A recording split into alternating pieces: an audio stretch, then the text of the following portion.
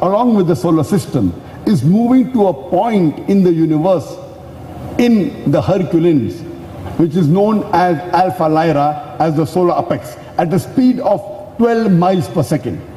What science came to know today, that the sun is moving to a point determined and will be there for a period determined, is mentioned in the Quran 1400 years ago. Who could have mentioned this in the Quran? And the atheists will be silent. Don't wait for the answer. Ask him the next question. That today science tells us the atmosphere that we have outside the earth, it acts like a ceiling. It prevents the harmful radiation, the X-rays and the ultraviolet rays from entering the earth, the surface of the earth. If this was not there, then life would not exist on the face of the earth. Quran says in Surah Anbiya, chapter number 21, verse number 32, that we have made the sky as a protected ceiling.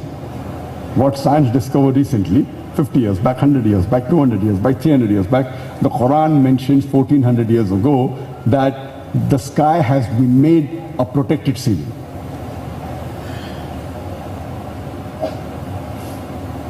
When I was in school, I had learned that there are 3 states of matter: solid, liquid and gas. And the scientists that time, they thought that outside the organized astronomical system, there was vacuum. Today the scientists say that outside the organized astronomical system are bridges of matter which they call as plasma. And this, they say, is the 4th state of matter. Quran says in Surah Shura, chapter number 42, verse number 11, it is Almighty God who has created the heaven and the earth and everything in between. Also says in Surah Furqan, chapter number 25, verse number 59, that Allah has created the heaven and the earth and everything in between. That means there are things in between the organized astronomical system, which today the scientists call as plasma, the 4th state of matter.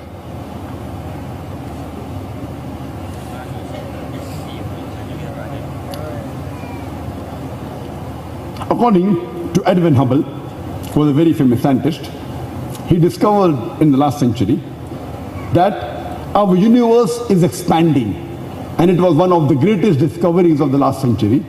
Our universe is receding from one another, and Quran mentioned this 1400 years ago. It's mentioned in Surah Dhariyat, chapter number 51, verse number 47, that we have created the vastness of space, the expanding universe. The Arabic word is mu'siyuna, vastness. Imagine what the scientists came to know recently, hardly 100 years back. The Quran mentions 1400 years ago that the universe is expanding. Who could have mentioned this in the Quran? And the atheists would be silent. There may be certain skeptics who will say it's nothing great that the Quran speaks about astronomy, since the Arabs were advanced in the field of astronomy. I do agree with them that the Arabs were advanced in the field of astronomy, but I would like to remind them, it was centuries after the Quran was revealed that the Arabs became advanced in the field of astronomy. So it's from the Quran that the Arabs learned about astronomy and not the vice versa.